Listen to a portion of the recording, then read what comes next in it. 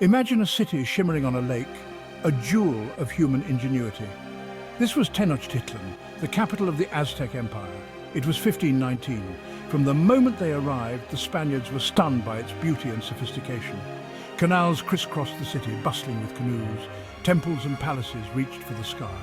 Markets overflowed with goods from across Mesoamerica. This was a civilization at its peak. Little did they know a storm was brewing on the horizon. The Aztecs were a powerful people.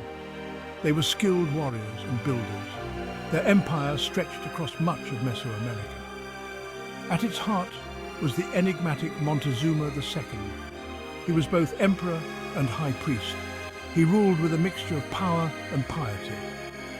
When news reached him of strange, pale-skinned men landing on the coast, he was both curious and apprehensive. Hernán Cortés and his conquistadors were a small but determined force. They came from a distant land, driven by dreams of gold and glory. They marched inland, their armor gleaming under the Mexican sun. They brought with them horses, weapons of steel, and a steely resolve. They were also carriers of something far more dangerous, diseases that would soon prove more deadly than any sword. Montezuma, guided by prophecy and a sense of cautious diplomacy, chose to welcome the Spaniards. He received them with honor and showered them with gifts. He believed they might be emissaries of a returning god. He led them into Tenochtitlan, a decision that would seal his fate and that of his empire.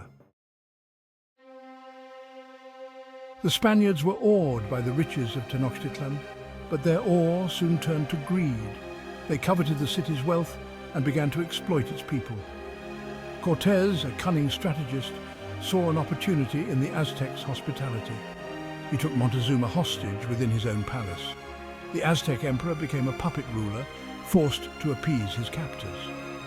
The Aztecs, once tolerant of their guests, grew increasingly restless. The Spaniards' demands became more outrageous. Their disrespect for Aztec customs and religion deepened the resentment. Rumors of Spanish atrocities in surrounding territories sparked outrage. The seeds of rebellion were sown. Section 4, The Scourge from Within. Smallpox devastates the Aztecs. Unbeknownst to both sides, a silent killer had entered the city. Smallpox, brought from Europe, swept through Tenochtitlan. The Aztecs had no immunity to this new and terrifying disease.